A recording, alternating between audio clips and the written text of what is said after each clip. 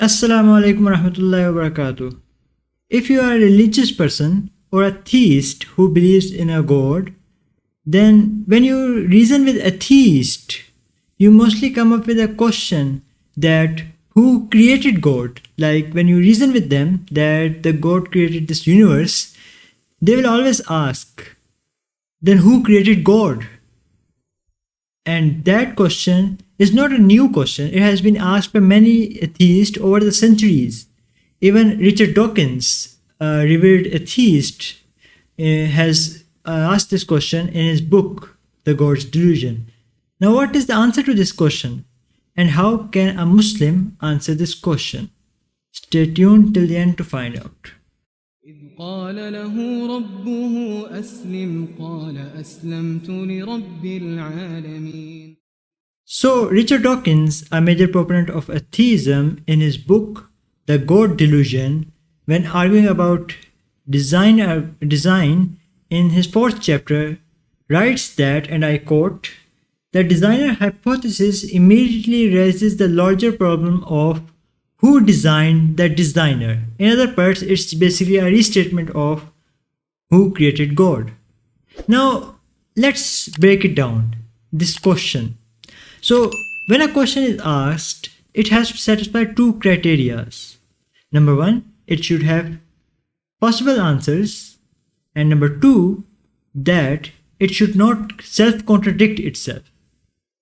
Now, in this question, the entity that is referred to is God.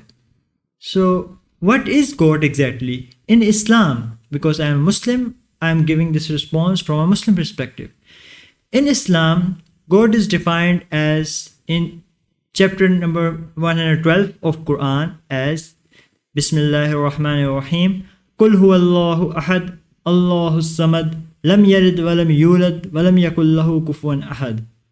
And translation is, say that He is Allah, the one, only, unique. He is not dependent upon anyone and everything else is dependent upon Him. He begets not, nor is He begotten, and there is nothing like unto Him. So, in this definition of God, God is basically a thing that is uncreated.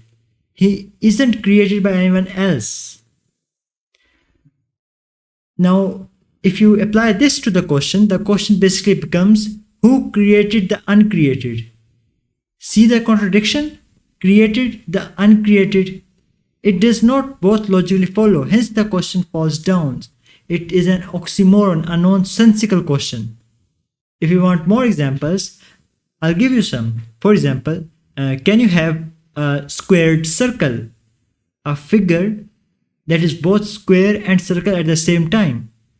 You cannot have that, because a circle has no sides and a square has 4 sides. Similarly, can you have a married bachelor?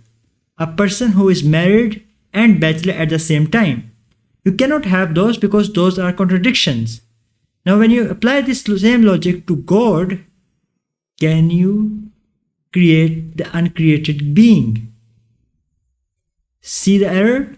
The contradiction in the question makes the question nonsensical. And that question is not a valid question anymore. It's a contradictory claim, and in nature, according to the law of non-contradiction, contradictions cannot exist in reality. Hence, the question, who created God, is basically a nonsensical question, and there's nothing so profound about it.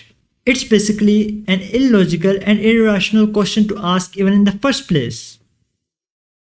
And similarly, questions like, can God create a rock that He cannot lift? In that question also, you are basically saying, can the all-powerful not be all-powerful at the same time? There is a contradiction in the question. This question cannot be answered. It's the same as me saying, can I calculate the length of the 4th side of a triangle? You cannot have the 4th side of a triangle because a triangle by definition has only 3 sides. Similarly, God by definition is a necessary being that is uncreated. to ask the question, who created God, is basically asking who created the necessary being, which by definition is uncreated. It's nonsensical.